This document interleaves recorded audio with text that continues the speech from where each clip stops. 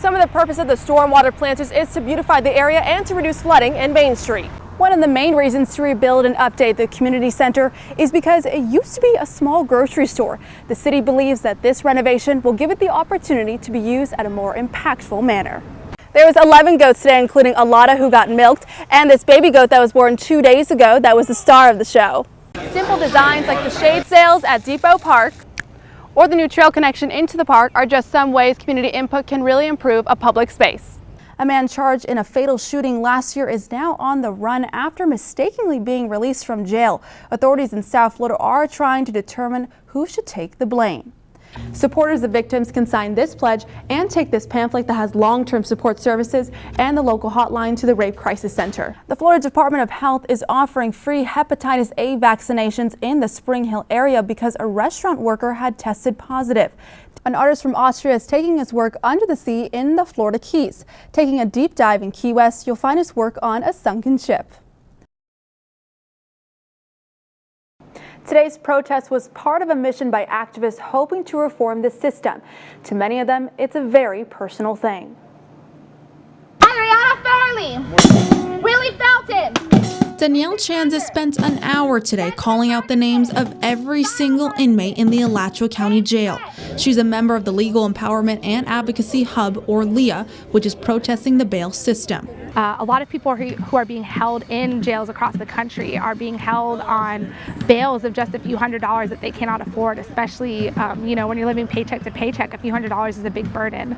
Other protesters were cheering and banging on makeshift instruments, though someone brought a real horn. They also held up signs reading "Burn prisons and end money bail." A few protesters came close to winding up in jail themselves. They were briefly detained with information taken down because they moved outside the designated protest zone. LEA founder Jody Polk says she feels empowered to stand with individuals behind bars since she was once on that side after felony theft convictions. And then to know that some people are only there because they can't afford it, so it makes me just feel so seen. It makes me feel relevant. It makes me feel proud to see this type of action being held in Alachua County in Gainesville this morning.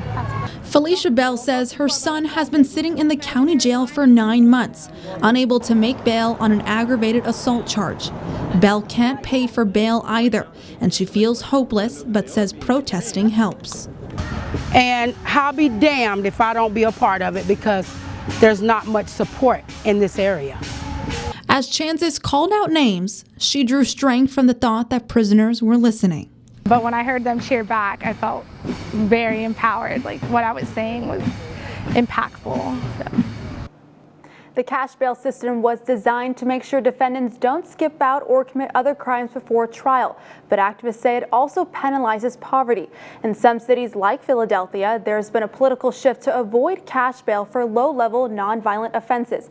And in some states like California, the public will vote on the issue next year. Tessa Bentulan, WUFT News. Guilt. Just knowing that 13 people died, and that's tough. Something former Columbine principal Frank DeAngelis can't seem to shake. I have all this survivor's guilt, and this is where I'm really struggling this year. It's an unfortunate pain he's been dealing with since 2 shooters opened fire in the school 20 years ago. And if Dave Sanders would have stayed in the faculty lounge that day, I wouldn't be sitting here. Because Dave Sanders, as a gunman was coming towards me, and I was trying to help these girls, they saw Dave Sanders out of the corner of their eye and they turned around and shot Dave.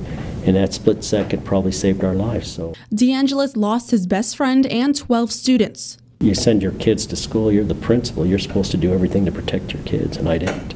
Since then, his work with students and to make schools safer has left behind a legacy. In 2017, a Center for Community Safety was named in his honor. It's one of the things that Frank inspires in so many. Right? He's always there. They call, he's there.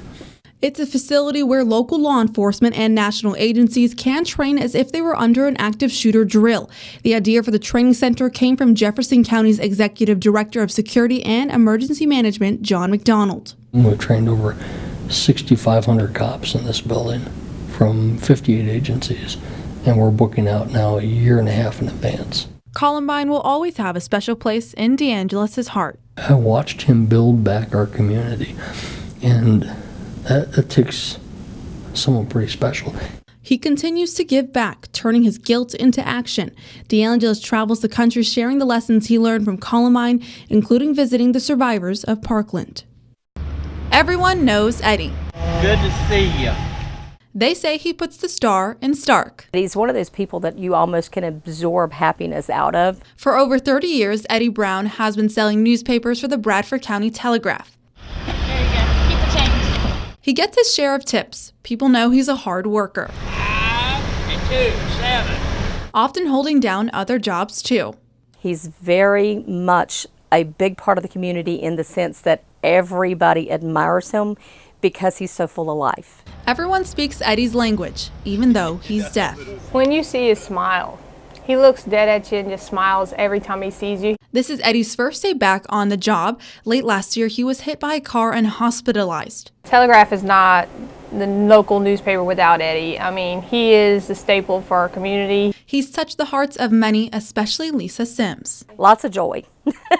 Lots of joy, because you know, even if you're having a bad day, and I will tear, because sometimes I am, and I can see Eddie, and it makes it okay.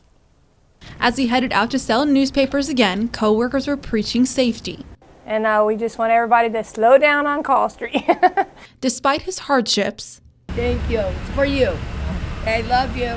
Eddie will always be shining. Eddie represents the Telegraph and the warm feelings that our community has for Eddie and for the paper.